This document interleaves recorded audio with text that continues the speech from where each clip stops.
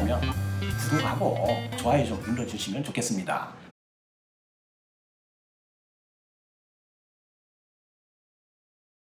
안녕하십니까. 오늘은 교통사고 2주 합의금 중에서 꽤 무거운 사고, 이렇게 타이틀을 좀 잡아봤습니다. 이 주제로 설명을 해드릴까 합니다. 김 PD님, 저번 영상에서 우리가 31번 영상이죠. 네. 아주 그 가벼운 그런 교통사고, 통원치료 이거 기억나시죠? 네. 이 영상 반응 아주 좋지요? 예, 좋습니다. 네, 이거 뭐 상당히 반응이 좋아요. 네. 그 다음에 찍은 것이 32번이죠, 영상이. 네네. 같은 가벼운 사고지만 이건 입원 치료를 한 그런 거에 대해서 이제 설명을 해드렸어요. 네. 이제 이런 영상 두 개를 보고 나서 여기에 해당이 안 되시는 분을 위해서 제가 영상을 제작을 하게 된 겁니다. 네. 그래서 타이틀도 꽤 무거운 사고다. 네. 제 설명을 들으면 왜 무거운 사고인지를 충분히 이해를 하실 겁니다. 네.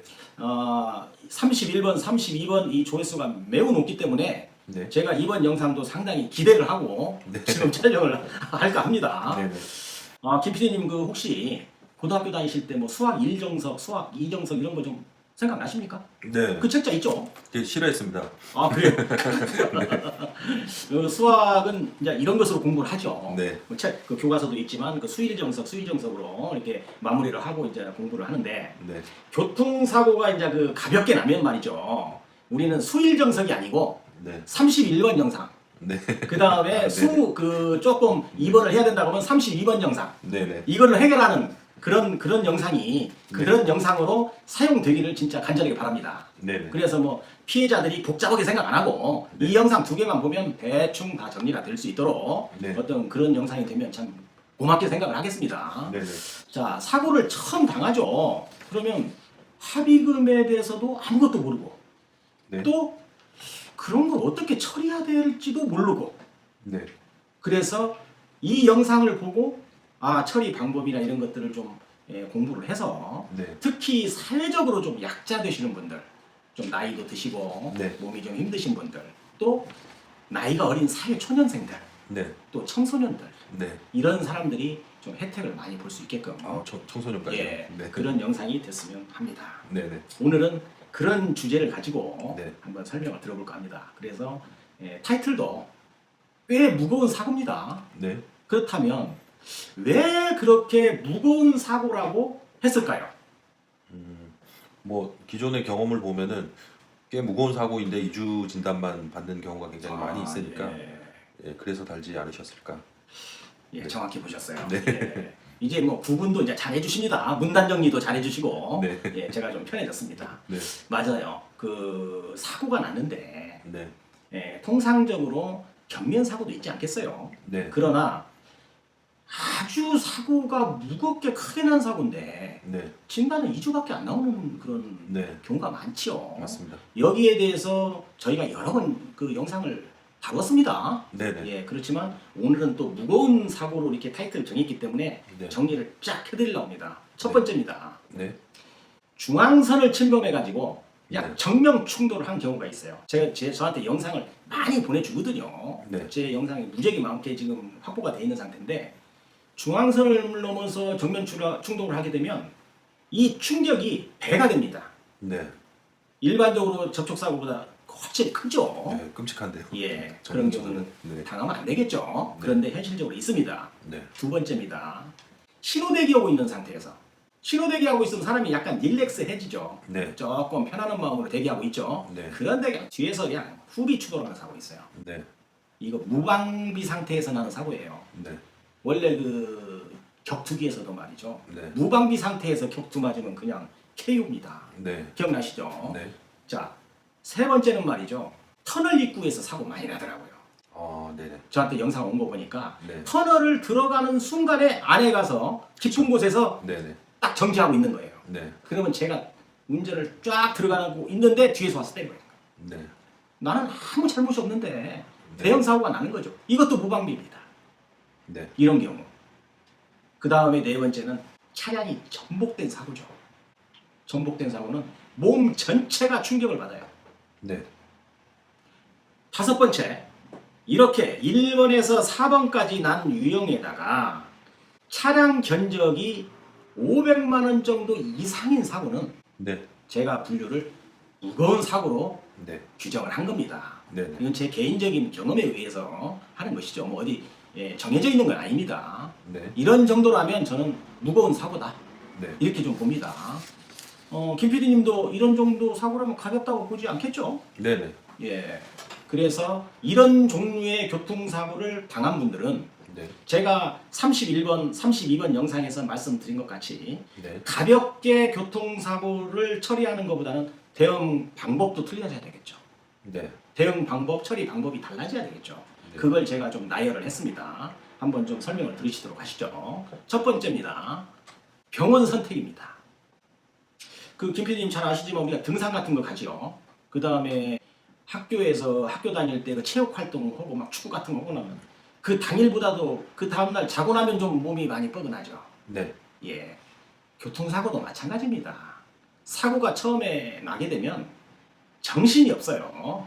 피해자들이. 그래서 그냥 머리가 혼돈하고 그냥 긴장이 막 엄청 돼가지고 이 통증이나 이 운동 제한 이런 것들이 그때는 안 나타나요. 네. 그런데 하룻밤 자고 나면은 완전히 몸 상태가 달라지는 것이죠.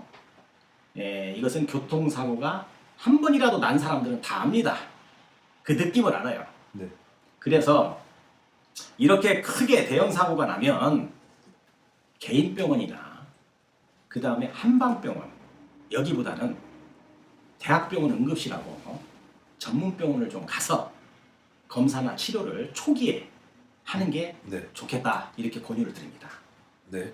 물론 뭐 개인병원이나 한방병원 가면 안 된다 이건 아니죠. 네. 이왕이면 이렇게 큰 사고기 때문에 초기에 사고 초기에 검사 장비나 의료진 또 이런 것들이 좀 아무래도 좀 더 낫지 않겠어요. 큰 병원이. 네. 그런 데 가서 처음에 선택적으로 조금 좋은 검사를 하는 것이 좋지 않겠느냐. 이게 이제 저희 개인적인 생각입니다. 뭐 틀리지는 않을 거예요. 네. 두 번째입니다. 두 번째요. 치료 및 검사 선택 이건데요.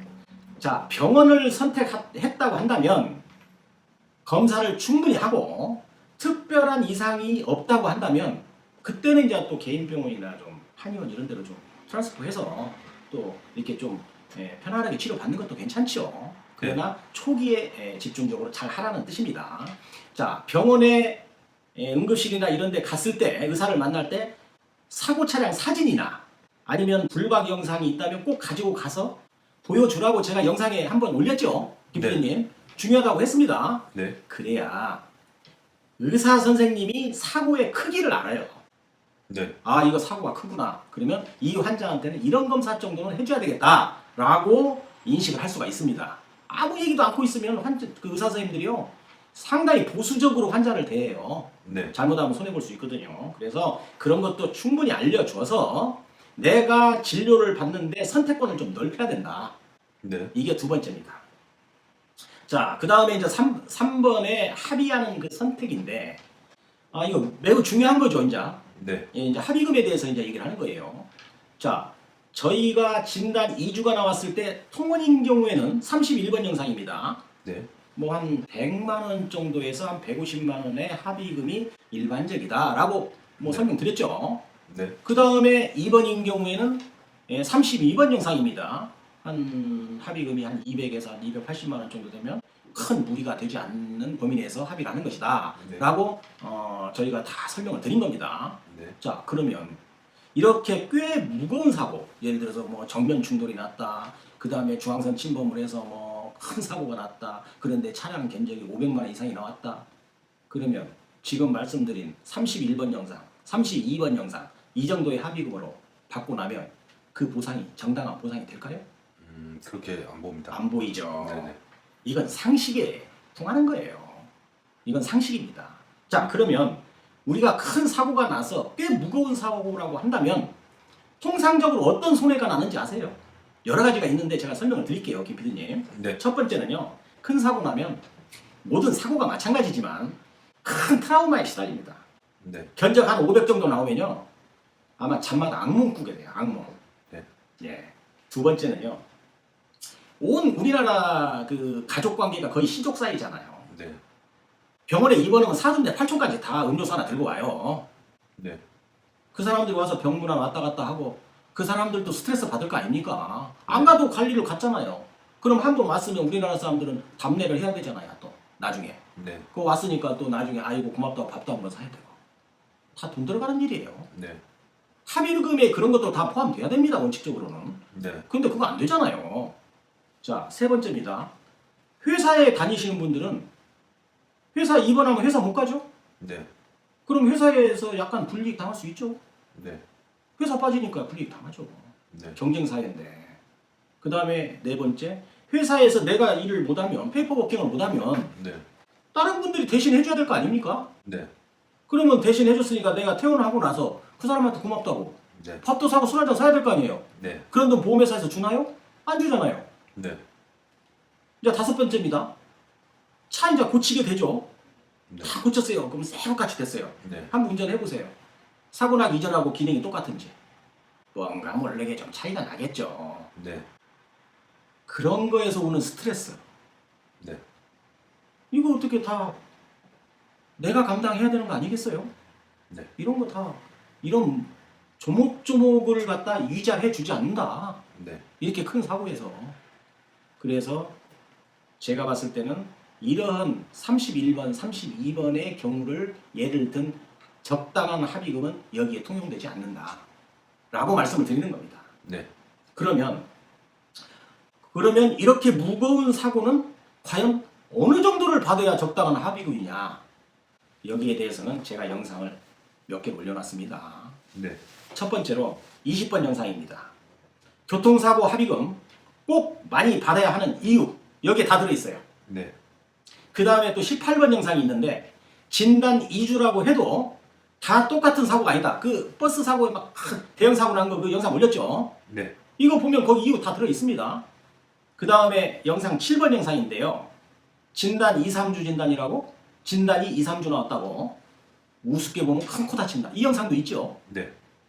그 다음에 2번 영상입니다. 교통사고 2주 진단이지만 1,000만 원 이상의 합의금을 받을 수도 있다.